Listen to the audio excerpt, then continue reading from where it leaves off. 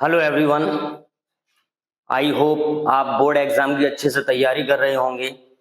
आज हम आपके क्लास 12th में जो ग्रामर के क्वेश्चंस आते हैं उनको सॉल्व करेंगे। और ग्रामर में क्या क्या चीजें आती हैं वो देखिए। सबसे पहले आता है आपका नरेशन, यानी डायरेक्ट इनडायरेक्ट। ये सारी चीजें आपकी इंग्लिश के पेपर में आएंगी, अच्छे से तैयारी करिए। दूसरा आता है आपका सिंथेसिस। तीसरा आता है आपका ट्रांसफॉर्मेशन। चौथा आएगा आपका सिंटैक्स। पांचवा आएगा आपका ट्रांसलेशन, यानी स्टोरी बनाने के लिए आएगी आपको एक।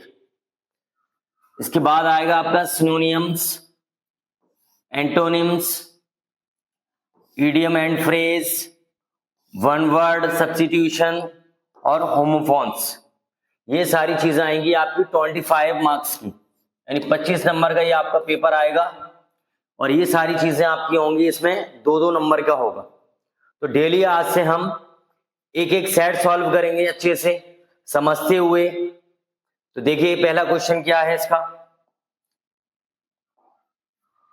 और आपके एग्जाम में क्वेश्चन नंबर 4 और क्वेश्चन नंबर 5 दो हैं, वो आते हैं ग्रामर के। तो क्वेश्चन नंबर 4 है आपका, देखिए, choose the correct option to answer the following question. यानी जो क्वेश्चन दिया गया है इसमें आपको करेक्ट आंसर चूज करना है। तो देखिए क्वेश्चन क्या है। क्वेश्चन नंबर 4 का पहला क्वेश्चन है ये, the absence of a government in a country is called. Absence का मीनिंग होता है अनुपस्थिति। अनुपस्थिति यानी अनुपस्थिति, यानी किसी देश में गवर्नमेंट का ना होना, यानी किसी देश में गवर्नमेंट नहीं है। कभी कभी ऐसा होता है किसी शहर में, किसी देश में लड़ाई हो जाती है, जैसे कि अभी आपने देखा था नेपाल के अंदर, वहां पर लड़ाई हुई थी, है ना, तो वहां सत्ता खत्म हो गई। तो ऐसे ही किसी देश में सत्ता ना होना, उसको क्या बोलते हैं। देखो पहला ऑप्शन है मोनार्की। मोनार्की का मीनिंग होता है राजतंत्र, यानी राजतंत्र का मतलब हुआ राजा का शासन। दूसरा ऑप्शन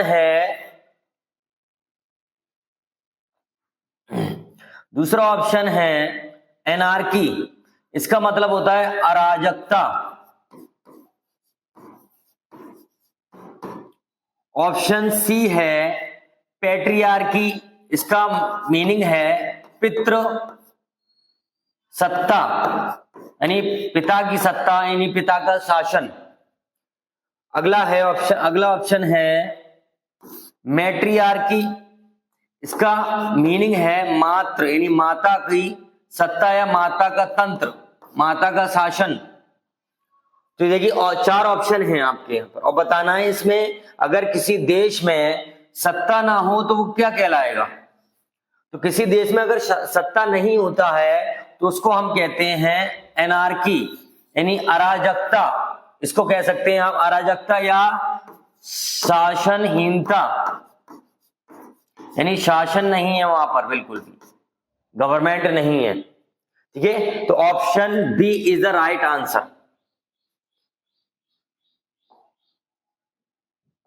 अगला क्वेश्चन देखिए। अगला क्वेश्चन है the phrase inching towards means. यहां पर जो ये फ्रेज दिया हुआ है इसका मीनिंग पूछा गया है इसमें, और एग्जाम में ऐसे ही आपका सेम आएगा। इंचिंग टूवर्ड्स इसका मतलब क्या है। तो देखिए ऑप्शन ए है, ऑप्शन ए का मीनिंग है to have an itchy feeling. To have an itchy feeling का मतलब होता है खुजली होना, यानी खुजली महसूस होना। ठीक है, टू मेजर समथिंग, यानी कुछ मापना, यानी जैसे कि कपड़ा मापते हैं हम, ठीक है, कुछ मापना। नेक्स्ट ऑप्शन है आपका to move slowly in a direction, यानी किसी एक दिशा में धीरे धीरे धीरे बढ़ना। अगला क्वेश्चन ऑप्शन है, ऑप्शन 4th है आपका टू मूव अपवर्ड, ऊपर की तरफ बढ़ना। जैसे देखोगा आपने गुब्बारा बढ़ता है ऊपर की तरफ, है ना, या पैराशूट जो होता है ना, ओढ़ने वाला जो होता है ऊपर जाने वाला, वो ऊपर की तरफ उड़ता है। तो बताइए इसका मीनिंग पूछा है यहां पर, इंचिंग टुवर्ड्स, इसका मतलब क्या है? तो इसका मीनिंग है ऑप्शन सी, यानी किसी दिशा में धीरे धीरे बढ़ना, एक दिशा में जाना। क्लियर? जैसे कि आपने देखा होगा सूरज जो है एक दिशा में बढ़ता है, एक दिशा में जाता है धीरे धीरे।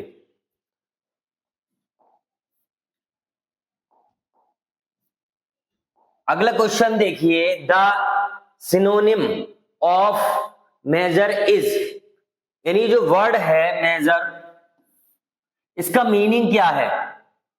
तो देखिए ऑप्शन ए है स्केर्स, इसका मतलब होता है अल्प, अल्प यानी अल्प का मतलब होता है थोड़ा। ऑप्शन बी है प्लेंटीफुल, प्लेंटीफुल का मीनिंग है पर्याप्त यानी काफी। ऑप्शन सी है स्कैंटी, इसका मीनिंग होता है अपर्याप्त यानी थोड़ा। और ऑप्शन फोर्थ है बोथ ए और थर्ड, यानी पहला और तीसरा। तो इसका सही ऑप्शन जो है, इसका मेजर का मीनिंग जो है वो है ऑप्शन डी, यानी अल्प, अल्प अल्प और अपर्याप्त दोनों का ही मीनिंग है। इसका सिनोनियम ये है पहला और तीसरा, अपर्याप्त यानी थोड़ा, अल्प। तो दोनों ही ऑप्शन इसके सही है, एक ये है और एक ये है। तो क्या है? Option fourth.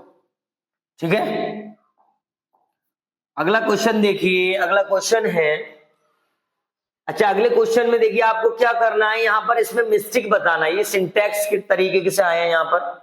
Which word in this sentence is an error. यहां पर देखिए एक सेंटेंस लिखा हुआ है one should do his duty, इसमें आपको मिस्टेक बताना है। मिस्टेक क्या है? एक छोटी सी मिस्टेक आएगी सेंटेंस के अंदर, वो आपको बताना है इसमें गलती क्या है सेंटेंस में। तो देखिए सेंटेंस का मीनिंग क्या है, one should do his duty. One का मतलब है एवरीवन यानी पर्सन, व्यक्ति को अपनी ड्यूटी करना चाहिए यानी अपना काम करना चाहिए, ये मतलब है इसका। तो देखिए क्या होता है इसमें, यहां पर जो सब्जेक्ट होता है उसके अकॉर्डिंग ये जो वर्ड है पॉजिटिव एडजेक्टिव, इसका यूज किया जाता है। फॉर एग्जाम्पल जैसे मैंने लिखा है आई शुड डू, तो यहां लिखूंगा मैं माई ड्यूटी, यानी मुझे मेरी ड्यूटी करना चाहिए, I should do my duty. अगर यहां होता शी शुड डू, तो यहां आएगा her duty, she should do her duty. तो ये सब्जेक्ट के अकॉर्डिंग लिखा जाता है।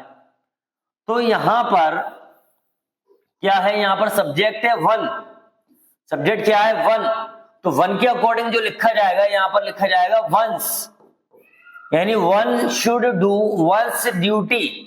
तो इसका मतलब हुआ कि यहां पर ये हिज लगा हुआ है ये गलत है। तो option C is the right answer, यानी ये गलत लगा हुआ है, इसलिए option C is the right answer. इसकी जगह क्या यूज करेंगे हम, इसकी जगह यूज करेंगे वंस, तब ये सेंटेंस जो है वो क्या हो जाएगा, सही हो जाएगा। और इसमें पूछा गया है कि कौन सा वर्ड जो है वो गलत है, तो गलत क्या वर्ड लगा हुआ है, हिज गलत लगा हुआ है, उसकी जगह आएगा वंस। आई होप क्लियर हो गया होगा। देखिए नेक्स्ट सेंटेंस है the antonym of Bahrain is.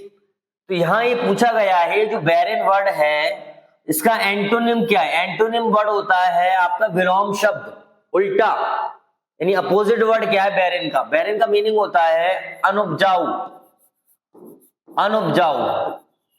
और अनुपजाऊ क्या होता है, एक ऐसी जगह जहां पर आप फसल या पौधे नहीं उगा सकते, जहां पर आप पेड़ पौधे नहीं लगा सकते, क्योंकि वहां की जगह कैसी है, वो बेकार है, पथरीली है, उसको बोलते हैं हम बैरिन।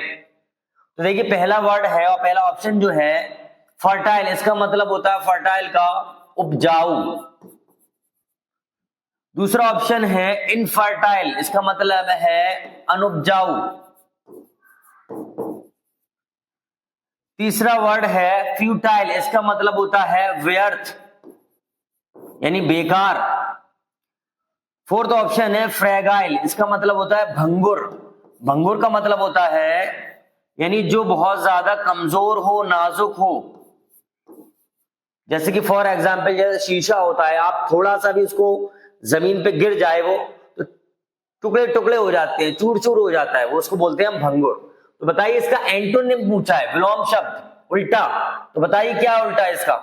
इसका सही ऑप्शन है अनुपजाऊ का हो जाएगा उपजाऊ, जहां पर हम चीज कोई उगा सकते हैं उसको बोलते हैं उपजाऊ, जहां हम फसल कर सकते हैं। तो एंटोन ने पूछा है अपोजिट वर्ड, तो अनुपजाऊ का हो जाएगा उपजाऊ यानी फर्टाइल। क्लियर, इसका ये ऑप्शन सही है, ऑप्शन ए। अगला सेंटेंस देखिए, देखिए ये आ गया आपका क्वेश्चन नंबर 5। क्वेश्चन नंबर 5 में क्या करना है आपको, change the following into indirect speech, यानी इसको इनडायरेक्ट स्पीच में आपको चेंज करना है। क्वेश्चन नंबर 4 में जो आपकी वोकेबुलरी से क्वेश्चन आते हैं, यानी वोकेब जो आएगी, वन वर्ड आएगा, सिनोनिम आएगा, एंटोनिम आएगा, इडियम फ्रेज आएंगे, ठीक है। तो इस टाइप के सेंटेंस आते हैं। क्वेश्चन नंबर 5 में देखिए ग्रामर से रिलेटेड क्वेश्चंस आएंगे। तो पहला सेंटेंस है, I said don't waste your time, मैंने कहा अपना समय बर्बाद मत करो। जब हम ऐसा हम किसी से कहते हैं तो उसमें हम किसी को एडवाइस देते हैं, सलाह देते हैं। तो ये सबसे पहले देखते हैं ये सेंटेंस कौन सा है। ये सेंटेंस है इंपेरेटिव सेंटेंस, इसमें एडवाइस दी जा रही है, सलाह दी जा रही है, भाई अपना समय बर्बाद मत करो। तो आई कैसे बनाएंगे, देखिए इसको आई, तो यहां सेड की जगह हम लिखेंगे एडवाइज्ड, आई एडवाइज्ड। यहां पर हम नॉट का मीनिंग देंगे कॉमा की जगह, तो यहां हम लगा देंगे, वैसे तो कॉमा की जगह देखिए यूज की जाता है टू, लेकिन जब हमें नॉट का यूज करना है तो टू से पहले यूज करेंगे not. I advised not to waste. अब ये देखिए कौन सा पर्सन है, यहां पर पर्सन चेंज करते हैं, यहां पर पर्सन है सेकंड पर्सन और यहां पर दिया है देखिए फर्स्ट पर्सन, ठीक है। तो ये जो सेकंड पर्सन होता है, इस सेकंड पर्सन को बदलते हैं हम ऑब्जेक्ट से, और यहां पर कोई ऑब्जेक्ट नहीं दिया गया और सेकंड पर्सन को बदलना हमें ऑब्जेक्ट से ही है, लेकिन ऑब्जेक्ट वहां है ही नहीं। तो क्या करते हैं ऐसी कंडीशन में कि यहां पर ये फर्स्ट पर्सन है, ये फर्स्ट पर्सन है और ये है आपका सेकंड पर्सन। तो कौन सा पर्सन बचा, ग्रामर में यानी प्रोनाउन में 3 पर्सन होते हैं, तो तीसरा पर्सन बचा थर्ड पर्सन, यानी तीसरा जो पर्सन हुआ वो कौन सा हुआ, थर्ड पर्सन हुआ। तो थर्ड पर्सन में आता है, देखो ही आता है, हिम आता है, हिज आता है, ये आते हैं।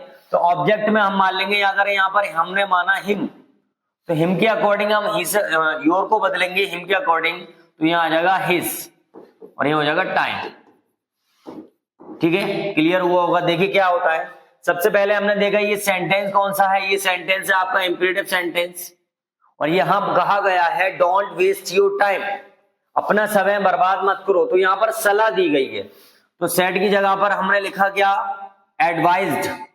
कॉमास की जगह यहां हमने लिखा टू और नॉट का मीनिंग दिया, ये नॉट लिखा हुआ, नॉट टू वेस्ट। प्रोनाउन को चेंज किया, सेकंड पर्सन को बदलते हैं ऑब्जेक्ट से, यहां पर कोई ऑब्जेक्ट नहीं दिया था तो वहां पर हमने माना हमने हिम के अकॉर्डिंग चेंज किए, तो यहां पर आ जाएगा आपका हिज। क्लियर। अगला सेंटेंस देखिए, दूसरा सेंटेंस है my teacher said to him you can send your application online too. ये जो सेंटेंस दिया हुआ है, ये सेंटेंस है आपका असर्टिव सेंटेंस। कौन सा है, असर्टिव सेंटेंस है ये। तो असर्टिव सेंटेंस में देखिए क्या करते हैं, माय टीचर सेड टू को बदलते हैं हम टोल्ड में, टोल्ड हिम। असर्टिव सेंटेंस होने पर सेड टू को चेंज करते हैं टोल्ड में, ये हो गया। कॉमास हटाकर यूज करते हैं दैट, कॉमास हटाकर लगाते हैं दैट। ये देखिए ये है आपका सेकंड पर्सन, सेकंड पर्सन को हमेशा बदलते हैं हम ऑब्जेक्ट से, जैसे कि ऊपर चेंज किया वैसे ही सेम चेंज करेंगे। यहां पर यू को बदला हिम से, तो यहां आ जाएगा ही। कैन को चेंज करते हैं कुड में, ही कुड सेंड। यहां पर भी दिए ये पॉजिटिव एडजेक्टिव है सेकंड पर्सन, इसको भी यहीं से चेंज करेंगे, तो यहां पर आएगा आपका his application online too. Clear. तो देखिए क्या किया हमने, सबसे पहले देखते हैं कि ये सेंटेंस कौन सा है। ये सेंटेंस है आपका असर्टिव सेंटेंस। असर्टिव सेंटेंस होने पर सेड टू को बदलते हैं हम किसमें, टोल्ड में। कॉमास हटाकर लगाते हैं दैट। यू को बदल दिया हमने ही से, यू हमेशा सेकंड पर्सन होता है, यानी सेकंड पर्सन होता है यू, उसको बदलते हैं ऑब्जेक्ट से। तो यू को बदला हमने ऑब्जेक्ट से, तो यहां आएगा ही। यहां पर ये योर जो कैन को बदला, देखिए कुड में योर जो है पॉजिटिव एडजेक्टिव है, ये भी सेकंड उससे ऑब्जेक्ट से चेंज होगा, तो यहां आएगा हिज। तो देखिए इस तरीके से हम डायरेक्ट स्पीच में सेंटेंस को चेंज कर सकते हैं। आगे देखिए नेक्स्ट पूछा गया है यहां पर, और ये क्वेश्चन बी है, यानी चौथे का क्वेश्चन नंबर बी। क्या कहा है? Combine the following as directed, यानी इन दो सेंटेंस को मिला के लिखना है जैसे कि आगे बताया गया है। तो इन दो सेंटेंसेस को आपको किसमें बदलना है? एक को बदलना है आपको कॉम्प्लेक्स में और एक को बदलना है आपको कंपाउंड में। आपको प्रैक्टिस करना पड़ेगी इन सेंटेंसेस की। देखिए क्या सेंटेंस है, समझते हैं अच्छे से इसको। I can give you a dress, मैं तुम्हें एक ड्रेस दे सकता हूं, यानी एक जोड़ी कपड़ा दे सकता हूं। माई मदर गिफ्टेड, मेरी माँ ने मुझे उपहार में दिया था, इट इसे टू मी, मुझको। अब इट जो यूज किया गया है वो इस ड्रेस के लिए यूज किया गया है। तो यहां पर देखिए क्या है, इन दोनों सेंटेंसेस को मिलाना है हमें, और इस तरीके से मिलाना है कि वो कॉम्प्लेक्स सेंटेंस बन जाए। तो देखिए ये जो कॉम्प्लेक्स सेंटेंस बनेगा ये बनेगा एडजेक्टिव क्लॉज से। तो यहां क्या करना है, आई कैन गिव यू, मैं तुम्हें दे सकता हूं आ ड्रेस। अब मैं ड्रेस दे सकता हूं तो कौन सा ड्रेस, इसमें थोड़ा सा ट्रांसलेट करके समझते हैं। तो कौन सा ड्रेस दे सकता हूं मैं तुम्हें वो ड्रेस दे सकता हूं जो मेरी माँ ने मुझे उपहार में दिया था। इस तरह इसको समझते हैं ट्रांसलेट करके, तभी हम उसको अच्छे से कंबाइन कर पाएंगे, इसको मिला के लिख पाएंगे। तो कैसे बनेगा देखिए, आई कैन गिव यू, अब मैं तुम्हें वो ड्रेस दे सकता हूं, तो वो के लिए वर्ड यूज करते हैं the. I can give you the dress, मैं तुम्हें वो ड्रेस दे सकता हूं। कौन सा ड्रेस? जो, और जो के लिए हम यूज करेंगे that my mother gifted me. देखिए यहां पर इट आया, इट गिफ्टेड इट। अब इट जो वर्ड यूज हुआ है वो इस ड्रेस के लिए यूज हुआ है। तो ड्रेस तो हम पहले लिख चुके हैं, एक ही सेंटेंस में एक ही वर्ड दो बार यूज नहीं करते, है ना। तो उस ड्रेस को हम दोबारा यूज नहीं करेंगे। अब क्या बचा हमारे पास? टू मी, तो यहां पर हम यूज करेंगे सिर्फ मी, टू को भी हटा दिया जाएगा। टू का यूज तब किया जाता है जब हम इनडायरेक्ट से पहले डायरेक्ट ऑब्जेक्ट का यूज करें, तो हम टू का यूज करेंगे। अब डायरेक्ट ऑब्जेक्ट तो हम हटा चुके हैं वहां से, तो वहां पर हम टू का यूज नहीं करेंगे, डायरेक्ट लिखेंगे मी। तो ये आपका सेंटेंस हो जाएगा, I can give you the dress, मैं तुम्हें वो ड्रेस दे सकता हूं जो मेरी माँ ने मुझे उपहार दिया था, उपहार में दिया था। ठीक है, अच्छे से देखिए, इसको लिखते चलिएगा, कॉपी पर नोट करते चलिएगा। अगला सेंटेंस है डू इट, इसे करो। लीव इट, छोड़ दो। इसको हमें कंपाउंड सेंटेंस बनाने। कंपाउंड सेंटेंस में देखिए क्या होता है, कंपाउंड सेंटेंस में कंजक्शन यूज होते हैं, 4 तरीके के कंजक्शन होते हैं, ठीक है, वो यूज होते हैं उसमें।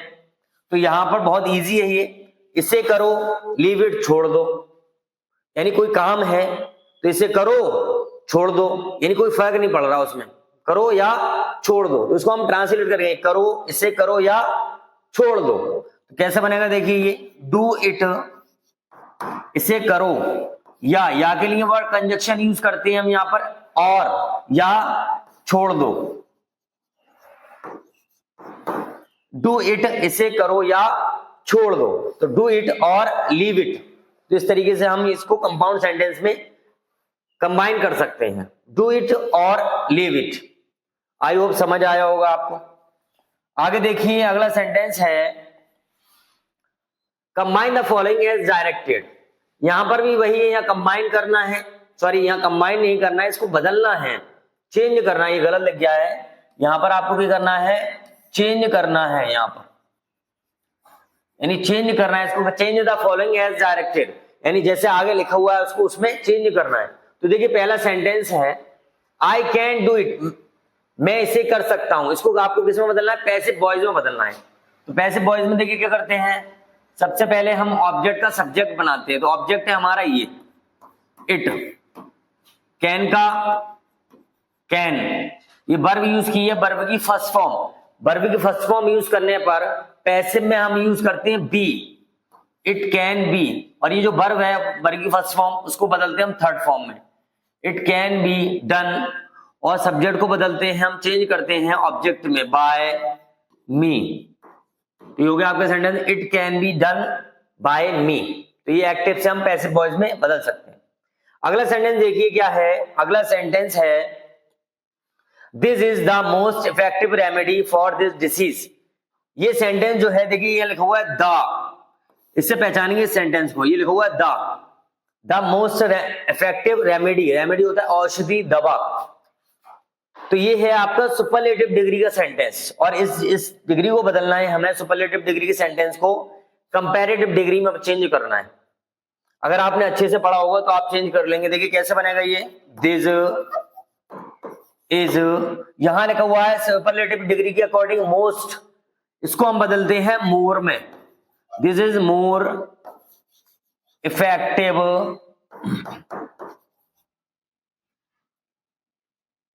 More effective. उसके बाद हम यूज करते हैं कंपैरेटिव में देन, और यहां पर देखिए जो आता है द, ये जो द आएगा, द को बदलते हैं हम कंपैरेटिव डिग्री में एनी अदर में, देन एनी अदर रेमेडी लिखा हुआ है, इसका रेमेडी लिखेंगे than any other remedy for this disease का सेम लिखेंगे फॉर दिस डिसीज।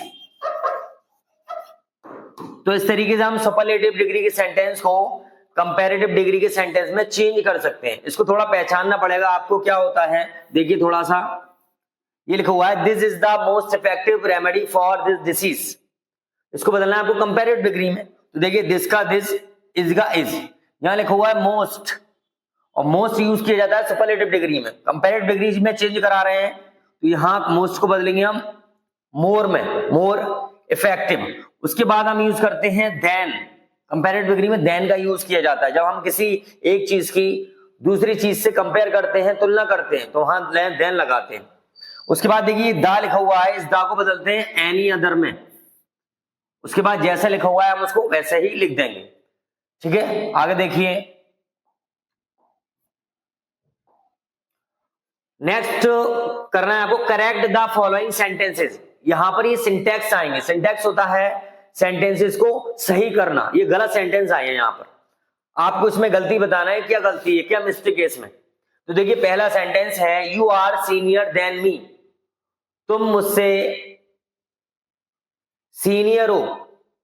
ठीक है, तो यहां पर देखिए गलती क्या है, you are senior to me, जैसे ये वर्ड आया है यहां पर सीनियर, तो यहां पर वर्ड आते हैं सीनियर, जूनियर, इंफीरियर, सुपीरियर, ऐसे याद रखेंगे, इंफीरियर, सीनियर, जूनियर। ठीक है, तो इसके बाद हमेशा देन का यूज नहीं करते, यहां पर आता है टू, यहां आएगा to, you are senior to me, तो देन की जगह टू का यूज किया जाएगा। ठीक है, दूसरा सेंटेंस देखिए, दूसरा सेंटेंस है कैटल्स आर ग्रेजिंग। यहां पर देखिए क्या मिस्टेक है, तो देखिए कैटल जो वर्ड है, कैटल होता है जानवर, पशु। ठीक है, तो कैटल जो वर्ड है वो अपने आप में ही प्लूरल वर्ड होता है। जैसे कि फॉर एग्जाम्पल देखिए, देखते हैं यहां पर, जैसे एक वर्ड होता है चिल्ड्रन, चाइल्ड से बनता है चिल्ड्रन, तो बच्चे क्या करते हैं स्टूडेंट्स कि इसको कहते हैं प्लूरल बनाने के लिए क्या करते हैं, उसमें मोस्टली जो है एस का यूज करते हैं, तो वो तो ऑलरेडी जो है प्लूरल वर्ड है तो उसमें एस लगाने की जरूरत नहीं है। तो ऐसे ही यहां पर भी कैटल जो वर्ड है वो अपने आप में ही प्लूरल वर्ड है, यानी बहुवचन संज्ञा है, उसमें एस लगाकर हम उसको प्लूरल नहीं बना सकते। तो क्या करेंगे हम यहाँ पर कैटल आर ग्रेजिंग, ये तो वैसे ही लिखा रहेगा पूरा, तो कैटल आर ग्रेजिंग, तो यहां पर इसको प्लूरल नहीं बनाएंगे, एस लगा के इसको प्लूरल नहीं बना सकते, तो cattle are grazing. I hope समझ आया यहां तक। तो यहां पर देखिए सीनियर, जूनियर, इंफीरियर आएगा, तो यहां पर हम लगाएंगे देन की जगह टू, और यहां पर जो वर्ड है कैटल वो अपने आप में ही प्लूरल नाउन है, बहुवचन संज्ञा है, इसको और एस लगा के हम जो है प्लूरल नहीं बनाते, तो ये मिस्टेक थी इसमें। आगे देखिए, आगे देखिए होमोफोन्स आएंगे आपके, यहां पर क्या करना है, इन होमोफोन्स को आपको अपने वर्ड्स में, अपने सेंटेंसेस में यूज करना है कि इनका मीनिंग क्लियर हो जाए। तो देखिए कैसे एग्जाम्पल में एग्जाम में आएंगे ये, देखिए समझते हैं। रिफ्यूज, रिफ्यूज का मतलब होता है मना करना, मना करना, इसको अपने सेंटेंस में यूज करना। अच्छा मीनिंग नहीं लिखना है एग्जाम में, आपको सिर्फ सेंटेंस में बदलना है। तो रिफ्यूज का मतलब होता है मना करना, ठीक है। तो कैसे बनाएंगे, देखो, she refused to go out, उसने बाहर जाने से मना कर दिया। तो देखिए आगे ना, she refused to go out, तो रिफ्यूज का मतलब होता है मना करना। आपको सिर्फ सेंटेंस बनाना है एग्जाम में, आपको उसका मीनिंग नहीं लिखना है। यहाँ मैं मीनिंग इसलिए लिख रहा हूं जिससे आपको समझ आ जाए किस तरीके से एग्जाम में आएंगे। अच्छा, होमोफोन जो वर्ड होते हैं वो देखो सेम साउंड वर्ड होते हैं। इसको पढ़ेंगे हम रिफ्यूज और इसको पढ़ेंगे हम रिफ्यूज, सिर्फ जा और जा का फर्क है। रिफ्यूज का मतलब होता है आश्रय स्थल, यानी शरण लेने की जगह। आश्रय स्थल यानी जहां पर हम रुक सकें, यहां जहां पर हम ठहर सकें, ठीक है। तो देखिए कैसे बनाएंगे, the house is a safe refuge, यानी जो घर होता है हमारा वो एक सुरक्षित आश्रय स्थल होता है, घर।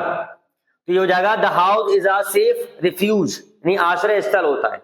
अगला सेंटेंस देखिए, सॉरी अगला वर्ड देखिए, ये भी होमोफोन्स है, इनको भी बनाना है। इसको आपको एग्जाम में एक करना पड़ेगा।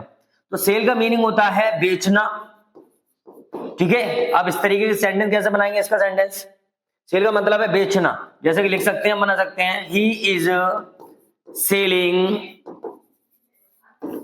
फ्रूट, वो फल बेच रहा है।